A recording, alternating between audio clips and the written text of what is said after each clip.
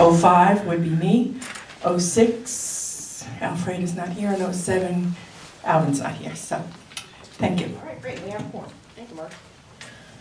All right, we have some changes to the agenda. Roger Kemp unfortunately cannot be here with us tonight, so he'll hopefully come back another month. And we have some additions. The Community Impact Day statement that Martin Moulton will present to us for Johnny Benjamin Brown. And then adding to the agenda, request for support for a special exemption for Rito Loco to be a quick food service restaurant. Okay, so I motion that AMC 6E approve the agenda for Wednesday, December 4th, 2013. Second. Okay, all in favor? Aye. Aye, okay. 4 ayes, passes, great. Okay, so our first agenda item is the DC Convention Center, and they're coming on up, talking about the plans for the Carnegie Library. Where would you like us to stand? Well, use that mic. Okay, that mic? Yep. Okay. Do I need to be on camera or no? No, you're not going to be on the camera. I'm not going to be, you're going to be on camera, not Yeah, us. that's right. Okay, good, because I'm camera shy, I just want to make sure that's the case. That's why we are being recorded tonight. We're filmed, and you guys we can hear you guys. Very good. If you don't mind, at some point, this fine gentleman who's our architect may go to the boards Yes. and actually speak to that. So, we're all set? Ready to Yep, go? go. Okay. So thank you all, appreciate it. My name is Greg Odell, I'm the president and CEO of Events DC, which is really the rebranded name for the Washington Convention and Sports Authority. So if you don't know the history, we were two agencies that merged in 2009. So formerly the Sports Entertainment Commission, of which I had the pleasure to manage at the time, and then the Convention Center Authority. So that entails us really doing all the events for the destination at the Convention Center, RFK campus. We also own National Stadium. We have the Armory, as well as the beautiful Carnegie Library, which we're going to talk about today. So we're very excited, obviously, in our roles to bring visitors to the city, but also do some great programming that we hope the residents will also enjoy. So the reason why we're here, we're pretty excited. We really have kind of embarked on this journey to reimagine what can happen at Mount Vernon Square. The history, as you all know, it was a great square when it was constructed, actually back in 1846. It was an open market. It had the horse and buggy carriage or roadways there actually that led to that. From 1903 to 1970, it was the central library for Washington, D.C. And then in recent times, a historic society was there. And they actually had a city museum there, and they still have their presence there, and they have galleries there. And we recently acquired control. We still have them as a tenant, so we're very excited that throughout this process, they're still going to be there, and we value them as a partner. But also, we hope that we could do more. And right now, as Events DC, we do some event programming. So oddly enough, we do weddings there. We do a lot of events that are in conjunction with the larger convention we have at the Convention Center. So it's been a very good project for us. But as you can imagine, it's been a long time coming to kind of redevelop this square for what we think it could be and get back to its uses as a community and a public gathering. So we're very excited about that. So we knew that any future development would really want it to, again, reflect the consistency of a public gathering. We found out, ironically, that the Spy Museum, which had been a great museum for Washington, D.C., was looking for a permanent home. The place where they are now, unfortunately, they're in a lease scenario, and it has a short-term lease, and they can't have a long-term presence there. So they were looking, and frankly, even looking outside the city. So we got word of that, and we figured, what a beautiful addition to have them come to Mount Vernon Square and complement all the other uses that we wanted there. So if the owner of Spy were here, I would tell you he's a very gracious man that really spent a lot of his own personal investment to bring that community benefit. And he did it, as others know, he did it at a place where there really was a critical kind of catalyst to redeveloping that entire area, which now is blooming and bustling that we all enjoy. I'm going to embarrass him a little bit. We actually have a real-time spy with us. This gentleman who is the executive director for the Spy Museum, Peter Ernest, actually is a spy who had been a spy for 30 some years, is that correct? Yeah. So he's going to be very modest, but he really is the catalyst in helping in terms of the content and programming there. So he's been a great partner as well as the entire Mallory company. So I do. Well, I don't know if he can still tell you, but he'll, he's a very interesting person. But I say that jokingly, but it is kind of remarkable when you talk about obviously the intelligence community and having a chance to dialogue with him, I do encourage you all to meet him. He's very fascinating. So for us, again, we wanted to do something that was tasteful and respected that building and that square. So we recognize we're very early on in the process, which is why we want to share this with you. What you will know is that the building is owned by the district, but the land is owned by the Fed, so that really entails a pretty extensive process that we need to go through. We have to go before NCPC, which is the National Capital Planning Commission, as well as the Commission on Fine Arts. We did both of those already preliminarily. We had really great reviews and some conceptual approval from CFA. And for NCPC, that kicked off a process which is called the Section 106 process, which Alan Harwood will explain. He's our environmental consultant, and talk a little bit about what that process is. But part of it was for two reasons. We wanted to start that process and make sure the public knew what we were doing, but also we want you to be involved in this process. So what you'll see today is very conceptual for us. So we want to get more feedback from you, but we want to at least expose you to kind of the preliminary concept of what we're doing, and then we'll plan to have more dialogue with the community as well. So feel free to answer that phone, whoever's ringing. So again, I don't want to take too much time because I want to get really into the design, but I do want to introduce Dan Kelly from MJ, who's our architect. He really has done a fascinating job and can tell you a little bit about his experience about preserving historical structures, which was very important to us as we embarked on this project, and then also he'll give you kind of a walkthrough of the conceptual design. Okay, Dan? Great. Thanks, Greg, and it's a pleasure to be here tonight, Madam Chairman. Yes, I'm an architect from Philadelphia, and one thing I can say that Philadelphia shares with Washington is wonderful public parks and places. Philadelphia was planned about a century earlier than Washington, D.C., so some of our spaces are even older than yours, your original L'Enfant planned spaces. But what's wonderful about Philadelphia and wonderful about Washington is the meaning of these spaces and places. And I've seen over time, even the 30 years that I've lived and practiced in Philadelphia, how those important public spaces have changed as neighborhoods have changed and as uses have changed. But the power of those spaces is so important in keeping neighborhoods together and drawing people to them. So when we had the opportunity to do something important and powerful on Mount Vernon Square, which is, as you all know, I don't need to tell you, one of the original L'Enfant reservations, it's just a remarkable opportunity to do and to put that back into service as best it possibly can be to the community. And when I think about community, what's also fascinating about this, as is true for Philadelphia's squares, is that, as Greg mentioned, you know, the history of this particular one is that it was a local square. It had a market on it. It had a fireplace on it. It was sort of the focus of the local community. And I don't know my Washington history well enough to know what those communities were exactly, but it was the focus. And then once the Carnegie Library was put there around the turn of the century, it became a focus not just for the local community, but for the whole city, because people would come from all over the city to the library itself. And we've already heard some stories of great memories from people who used that library for a long time and feel really, this person right here, and who love that library and have great memories of that library. So what could be the possibility here is, of course, now with the Convention Center and with the Spy Museum, this will be a destination not just for Washington, but for people from all over the country and the world as they come to the convention, or conventioneers, and come to the Spy Museum. So it really is a wonderful way to have that space be used for the community and used for the larger population as well. So the most important aspect of this project is that space, that wonderful place in the city that has meaning for the community here as well as everybody in the city. So let me tell you a little bit about what our challenge is. We have a building that's a little over 100 years old. That's the historic Carnegie Library, and that's a neoclassical building. I think it was finished in 1903. It's in fairly good condition. You probably see it. Things aren't falling down, and it's a nice stone, granite, and marble building. Inside, it's not quite as big as it might seem on the outside, but it's been a wonderful library for all of those years.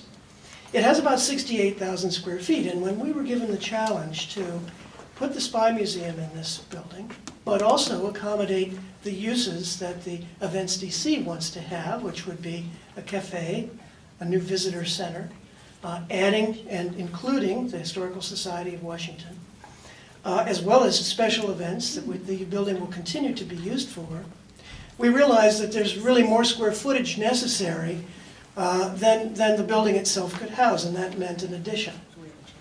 When we kind of totaled up the square footage and tried to understand the pieces of the puzzle that we were going to solve, we realized we need a rather large addition, particularly one that would accommodate all the exhibits that the Spy Museum would have.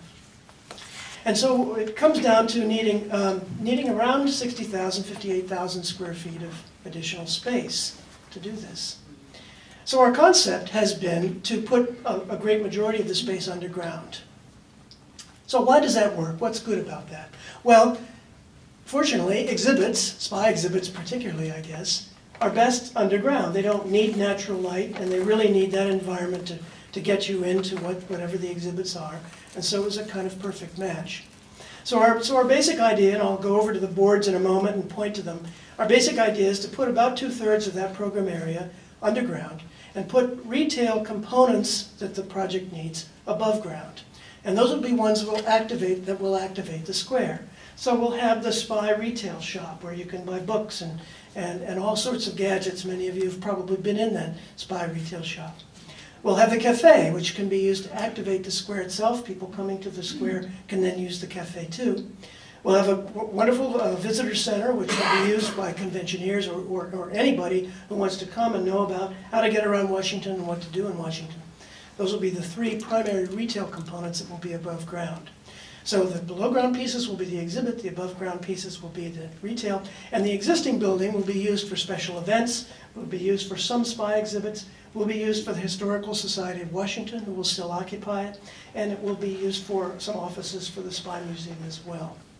The intent is to use the building as is and renovate the spaces inside. The intent is not to gut the interior or change its character, particularly on the inside, and for sure on the outside. It's an iconic building in the city of Washington. People know it, people love the building, and the intent is to try to keep that kind of character intact on the square. So I'll take a couple of minutes just to walk over there, and I'll tell you a little bit about what the basic idea is. These are conceptual drawings, conceptual ideas, but it's a good start. I'll use this plan. Do you want the, Commissioner, can you use that? I was thinking, it might, Can you hear me? Am I okay? Yeah. Or should I have? Okay. I'll just kind of push my voice out to the extent I can. And I'll use this is a site plan, and we're looking, the north is up, so we've got the convention center here, we've got the Tick World down here, here's 8th Street, here's 7th, here's 7th, here's 9th, and we have the basic outline of Mount Vernon Square. And you all can see the Carnegie Library, sort of a T-shaped building right here, more or less in the center of the space. So what's important about the library is we want to keep the character of it, so we don't want to cover it up with a new building, or we want to cover up as little as possible with a new building. And we have these great views from the avenues, which are important. So our basic idea is to put the addition on the north side, opposite of the convention center. And it would be a one-story addition that would leave the east side, the south side, west side, south side, east side open. The existing building would remain open because we wouldn't put a building in front of it here. So basically we'll have a one-story, 1.5-story glass transparent type building going across the north side. On the west side, we're thinking is where the Spy Museum shop would be. In the middle, where we're thinking the visitor center would be, and on the east side is where the cafe would be. A couple of ways to get into the building for special events, for the Spy Museum itself. Of course, the main entrance will still be the main entrance from the south side, but the visitor center will provide a new main entrance from the north side. People would cross the corners, would come across and get in from the north side. So the intent is to keep the character of the park by having these, the new building sticks out a little bit to the east and west, and so the intent is to keep these to almost look like pavilions in a park. And the north side would then be more like a streetscape, more like a city streetscape, because it would have the retail components on it. And from the south, we would develop the park itself. The idea is to put the park in service as best we can. The idea is to plant more trees. The idea is to rework the paving, perhaps to create a playground, to create event spaces, places for people when they're using the cafe to use the space itself. And we've got a lot of good ideas about how to develop the grounds of Mount Vernon Square. And Dan, let me interject one thing, and I spoke briefly with the commissioner, and we've been aware for quite some time, there's been a change in demographics, particularly in our neighborhoods, about more residential coming in and more families. So it's something we've been very sensitive to, of wanting to have a playground on this space. What we need to figure out, as we've talked, and we'll certainly talk more with the commissioner about, is the timing of when we can do a temporary playground now versus when we'll have a permanent one, and we want it to be consistent to address it. One of the issues we have right now that we're cognizant of or concerned about is safety. So right now there's lots of cars, even for our conventioneers, we literally put traffic cop officers on each side of 7th and 9th right now to make sure we have pedestrian safety. So we have that concern. We think ultimately, both temporarily and permanently, this would be the area where we'd like to have a playground area. We're very excited about that concept, but we recognize, one, we're going to have to make sure the area is safe, and then also we want to plan for the future of how we do that playground. So I just wanted to send it because it's something we've talked about. We're very cognizant of it. We're excited to do that, but we want to make sure we do it in a safe way as well. So I didn't want to interrupt you, but I just That's wanted good. to highlight that. Greg, have I covered what you think is right? Yeah, I think so. Some of the other uses that we talked about, and the other thing I wanted to share that Dan may have touched on, but I'll just reiterate. You know, this is very consistent, particularly the redevelopment would square with what the exercise that the Office of Planning did for the area plan to begin with. So we were aware of that. Dan and those guys actually took that into consideration when they looked at that. Some of the uses that they contemplated were actually like amphitheaters, pavilions, so we certainly anticipate that we could do some of that planning and programming that would be open for the community to do that. So those are the kind of the preliminary concepts that we want to do. But again, this is very early stage. We're going to come back and certainly do some brainstorming with you guys, that we want everybody to participate. But just want to let you know that's kind of some of the broader issues, or at least concepts that we're thinking about, and we're certainly going to go through. Okay, great. I just have a first question, and I think I might have mentioned this to you before about any sort of transportation plan, or have you guys even touched it? Because I know, like, then you have the hotel, Right. and it's a hot mess, and no one really knows what's going to happen. Yes. So where do you guys fall into that? Hot mess is a good technical term. Yeah. So, as the commissioners mentioned, the transportation really is a critical issue for us, and I even alluded to it in our as-is conditions at the convention center. Right now, the process is that obviously DDOT, works hard to create a transportation management plan. There's been there's been a lot of concern by many of us in the community, including us, about making sure they have a plan that works even for the opening of the hotel. What I've committed to our board as part of this process, and I'm committing to you all, is that we will hire a transportation management consultant to help us not only with this project, but frankly everything that's going on in this area, including our convention center operations, the hotel, as well as this redevelopment plan. It's just too critical. There's just too much construction going on and development, and there's going to be lots of more people coming to this area, so we need to get this right. And no offense to DDOT, they're doing a very good job and they're trying hard, but we want to add resources to give them kind of the expertise of how all this will work operationally, so that they can then also plan that into their planning to come up with a plan that works for everybody, and that's something that all the community, I hope, will also buy into, because this is going to increase the number of people or persons that are coming here to this area as a result of this, and we want to get it right. So I thank you for the question. It is probably one of the most critical issues that we're going to have to address. Any other questions? Yeah, I have a number. Marge? Did you have a question? No. Okay. Rochelle and I have both, you can hear me, can't you? I'm loud. Could you use that, please, Marge? Yes, I'm sorry, I've been told I have to use it. We met with planning about 3 months ago, and we were told at that time that the playground was already funded, and that it would be going up as a temporary playground, and that after the October 1st, once the budget passed, it would begin. So being as trusting as I am, I then called DPR, who's going to build it, and they said the same thing, that yes, by the way, I spoke to John Stokes at DPR and Harriet Trigoni at Planning, and we were under the impression that as soon as the budget went into place, this little playground was going to get off the ground and be there and be open very, very quickly. I am hearing, and this is probably in my own mind, that this is not going to happen very quickly, and that it is likely to be a year or two down the road. Is that what you guys are kind of saying? I'm not saying that. And let me first start as a basis to say I'm not here to discredit anything that Harriet said. We've worked with Harriet very closely. We do want a playground, but I certainly would have not committed any kind of time frame until some of those concerns about traffic and safety were addressed, even on a temporary. So I think if Harriet were here today, she would tell you that I raised these concerns both with her and with DDOT that we need to address right now. So I didn't give a time frame as to when that would occur.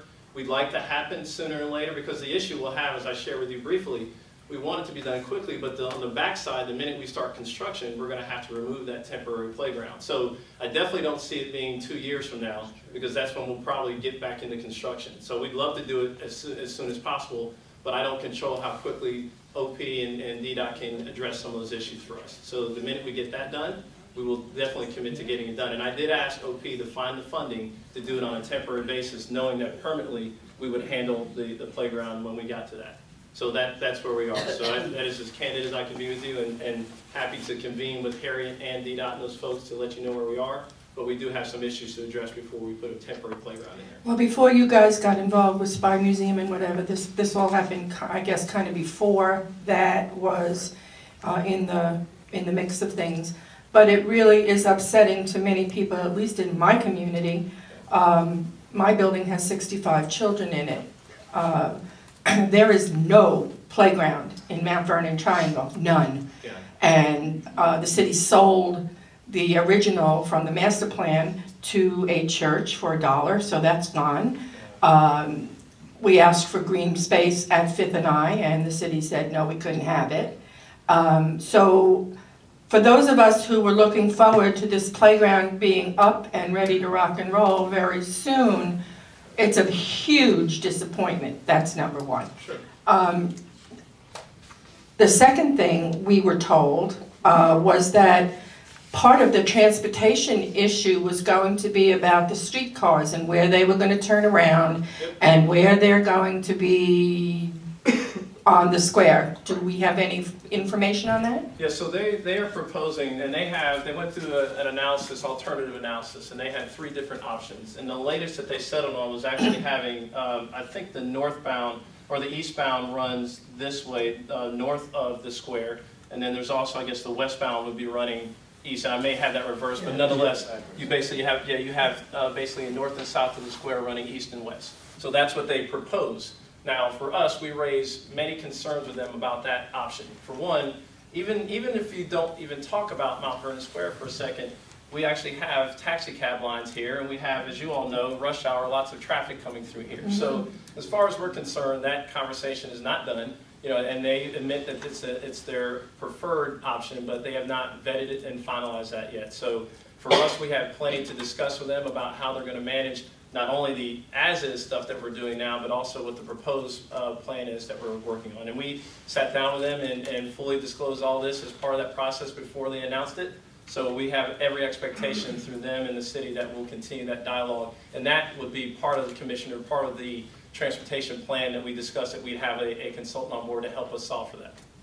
Have you guys considered the possibility of including 1 or 2 members of the community who actually live here, have an intense amount of input from the residents, to be working with you guys, so that when it comes out and goes to the community, it's something that will have already been discussed, will have already been talked about?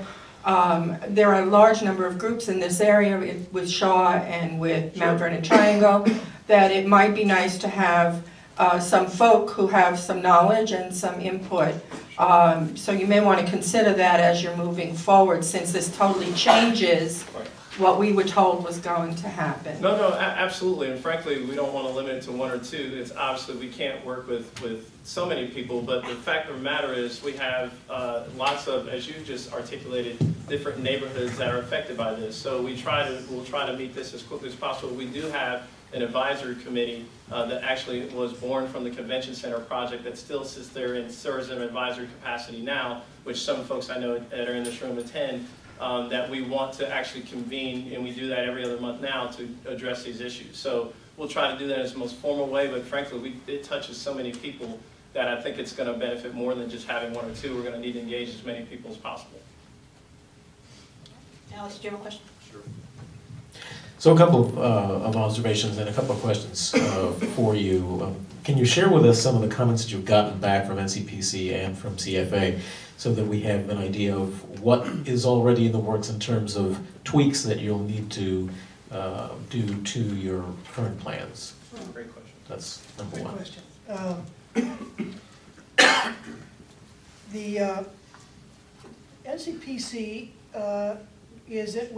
A lot of the conversation was around traffic with NCPC, and I will say that regarding the massing of the new addition, because I think that's where CFA and to an extent NCPC were interested. We generally got support of the idea that it would be on the north side, and got comments from both of them to make sure that as the addition is placed, it doesn't obscure the kind of presence of the library itself. So I would say primarily their interest as we go forward is to make sure that the new architecture, the new massing doesn't obscure the existing building. I'd say that they both generally were in support of the, and some of the initial character sketches, which we really aren't showing here because of the small scale of it, but the new addition would be glassy and transparent and sort of promote the activity of the retail spaces inside, and I think both groups were generally positive about the architecture that would be open and modern and transparent relative to the opaque and solid neoclassical existing building. So we generally got support on the kind of issue of character and architectural character that we were looking at. We got support of the idea of putting the most of the exhibits underground, which they thought was good. And they saw that if we placed the new building against the existing building, we'd be touching as little as possible of the existing building, which they also thought was a positive.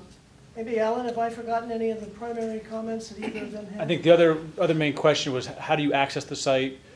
It's going to be part of the urban fabric. There's not parking at the current facility. There isn't anticipated to be parking here, so they just want to make sure how it works and how it's serviced. Yeah. And some of those are details that as you move through the design process, get worked on.